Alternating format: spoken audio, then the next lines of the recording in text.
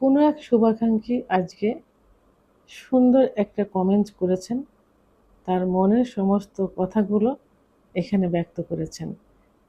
শুভাকাঙ্ক্ষী ভাইয়া কমেন্টস করেছেন, আমি এখন কি করব বলে দিবেন। আমার যখন বীর্য বের হওয়া শুরু করেনি তখন থেকে আমি মাস্টারবেশন করতেছি। প্রায় ৬-৭ বছরের বেশি মাস্টারবেশন করেছি। এটা শুরু হয় একসময় বন্ধুদের পাল্লায় পড়ে এই কাজটা শুরু হয়। এখন সমস্যা হয়েছে, লিঙ্গের আগা মোটা, গোড়া চিকুন হয়ে গেছে। গোড়া চিকন হয়ে গিয়েছে এবং যখন উত্তেজিত অবস্থায় থাকে না, তখন লিঙ্গটা দেখে মনে হয় ছোট বাচ্চাদের মতো এবং যখন উত্তেজিত হয়ে যায় তখন ২.৫ থেকে ৩ ইঞ্চি হয়ে যায়। কিন্তু লিঙ্গ আকার হলো কলমের মতো চিকন। আমি এখন কি করতে পারি? এমনও সময় গিয়েছে দিনে ৬ থেকে ৭ বার হস্তমৈথুন করেছি। এখন বুঝতে পারছি সেই সময় কি করেছি। এখন চেষ্টা চালিয়ে যাচ্ছি নিজেকে এই আটকানো। কিন্তু আটকানো হয়ে হচ্ছে না। খুব বেশি হলে ২০ দিন আবার হয়ে যাচ্ছে। এখন আমাকে বলো না আমি এই অবস্থায় কি করতে পারি? দেশের এবং প্রবাসের ভাই-বোনদের প্রতি সালাম। আসসালামু আলাইকুম। আমি প্রভাষক ডাক্তার রিক্তা পারভীন, হোমিওপ্যাথি এবং আয়ুর্বেদিক চিকিৎসক।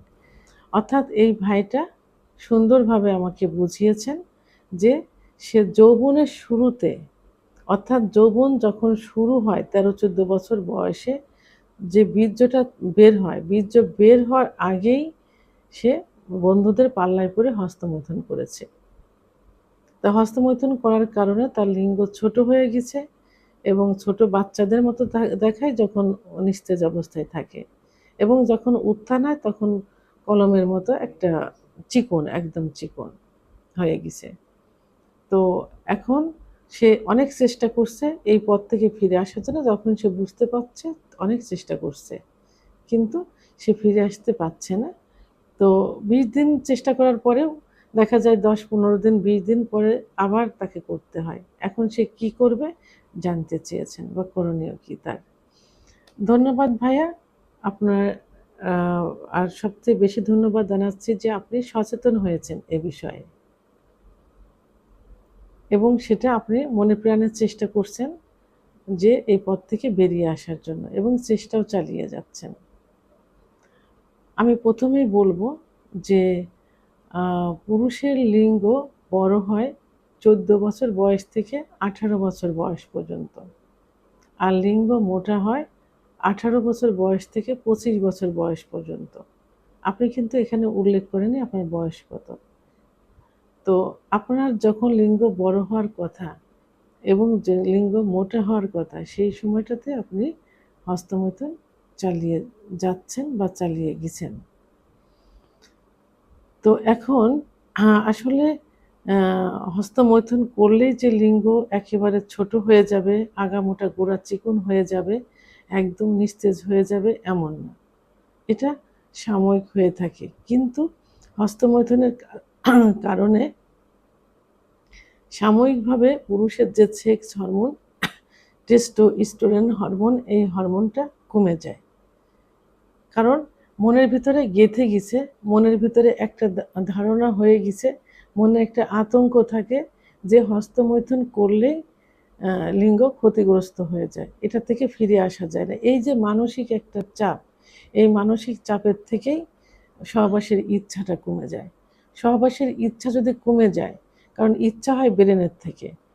এই ব্রেনের কার্যকারী ক্ষমতা যখন কমে যায় তখন ইচ্ছা শক্তিটা কমে যায়। তা এই যে ব্রেনের ভিতর ঢুকে গেছে যে এই হস্তমৈথুনের কারণে আমার এই সমস্যাগুলো হচ্ছে, যে কারণে ইচ্ছা শক্তি কমে যায়। আর ইচ্ছা যদি না হয়, ইচ্ছা যখন হয় তখন টোটাল বডিতে ব্লাড সার্কুলেশন করে, বিশেষ করে হার্টের থেকে লিঙ্গের ভিতর। তখন লিঙ্গ শক্ত হয়, দাঁড়িয়ে যায়। লিঙ্গ যখন শক্ত হয়, লিঙ্গ যখন দাঁড়িয়ে যায় তখন কিন্তু লিঙ্গ আকারটা কিন্তু পরিপূর্ণ আকার চলে আসে।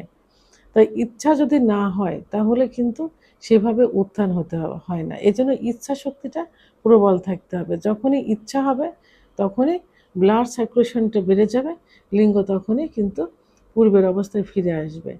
একটা নদীতে যখন বাঁধ দেওয়া হয়, ভেরি বাঁধ দেওয়া হয়, তখন দেখবেন যে যদি পানি স্রোত বেশি না থাকে তাহলে পানিটা উপচে উপচে পড়বে, ভেরিবাঁধের কিন্তু কোনো সমস্যা হবে না।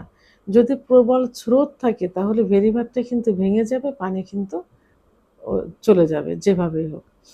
তাহলে যদি উত্থানটা বেশি, ইচ্ছাটা যদি বেশি না হয়, তাহলে ব্লাড সার্কুলেশন কিন্তু সেভাবে হবে না। তাহলে এই ইচ্ছা শক্তিটা বাড়াতে হবে, মনের থেকে সরাতে হবে যে মাস্টারবেশনের কারণে আমার মানে পুরাপুরি এত বড় ক্ষতি হয়নি, বা ক্ষতি এভাবে হয় না। কারণ তার মানসিক যে দুর্বলতা আসে, সে দুর্বলতার থেকে এই সমস্যাটা বেশি হয়ে যায়। তো এখন এরপরেও লিঙ্গের ভিতর তো কোনো ও আ হাড় নেই। আছে শুধু শিরা, অর্থাৎ রক্তনালী এবং আ মাংস মাংস। তো এখন রক্তনালীর উপরে যদি দিনে ৬-৭ বার যদি হস্তমৈথুন করা হয়, যদি প্রেশার যদি পড়তেই থাকে, তাহলে রক্তনালীগুলো কিন্তু সংকুচিত হয়ে যায়। যে কারণে ওর ভিতর দিয়ে ব্লাড সার্কুলেশনটা সঠিক মতো হতে পারে না। আর ব্লাড সার্কুলেশন সঠিক মতো না হওয়ার কারণে লিঙ্গ উত্থান হয় না, লিঙ্গ বড় দেখা যায় না।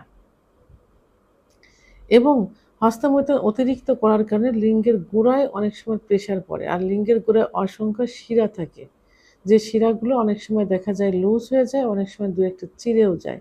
আস্তে আস্তে ব্লাড সার্কুলেশনটা সেভাবে সামনের দিকে ধাবিত হয় না, তখন নিস্তেজ অবস্থায় থাকে। তো যাই হোক, আপনার যে সমস্যাগুলো হয়েছে, এটা থেকে বেরিয়ে আসতে হলে আসলে একবারে বেরিয়ে আসা যাবে না, প্রেশার ক্রিয়েট করা যাবে না। তো আপনাকে ধীরে ধীরে বেরোতে হবে এর থেকে। এটা কিন্তু ধূমপান, মদ্যপান যেমন একটা নেশা, এটাও একটা নেশার মতো। এটা ব্রেনের উপরে ইফেক্ট করে। এটা নেশার মতো হয়ে গেছে। যে কারণে এটা থেকে বেরিয়ে আসা সো টাফ। তো আপনাকে এটা কমিয়ে দিতে হবে। দিনে ৬-৭ বার করতেন, আর এখন তো আপনি কমিয়েই দিয়েছেন। যারা কমাতে পারেনি তারা দিনে ৬-৭ বার করত। এখন ৩-৪ বার, এরপরে যে দিনে ১ বার ২ বার, এরপরে যে সপ্তাহে ৩-৪ দিন, এরপরে এভাবে কমাতে কমাতে মাসে ১ বার ২ বারে নিয়ে আসতে হবে।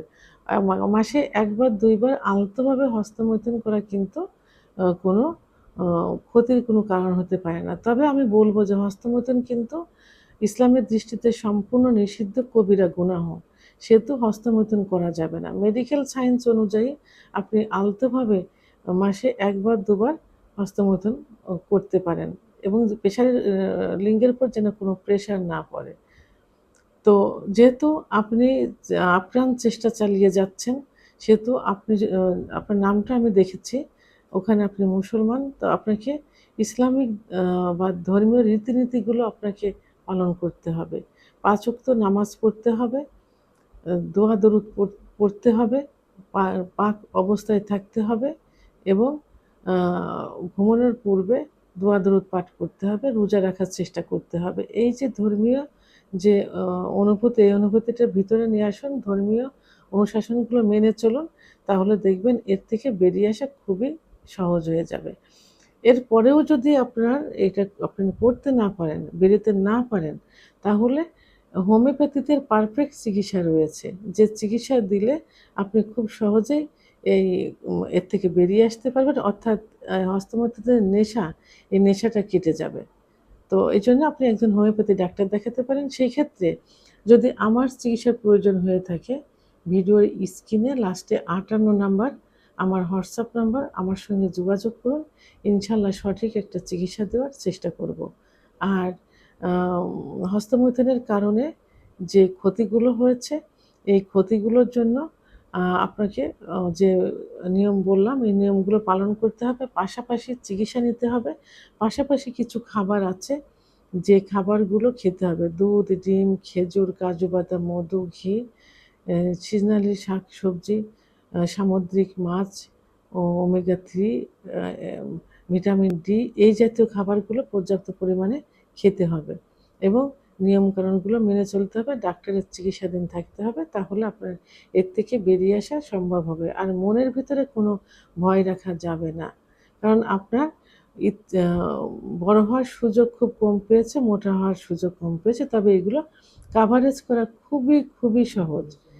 এটা ভয়ের কোনো কারণ নেই। আপনি সঠিক চিকিৎসা নিন, নিয়মকানুনগুলো ফলো করুন। দেখবেন ইনশাআল্লাহ এর থেকে বেরিয়ে আসা সম্ভব হবে। ভিডিওটি সম্পর্কে যদি কোনো মতামত থেকে থাকে অবশ্যই কমেন্টসের মাধ্যমে জানাবেন।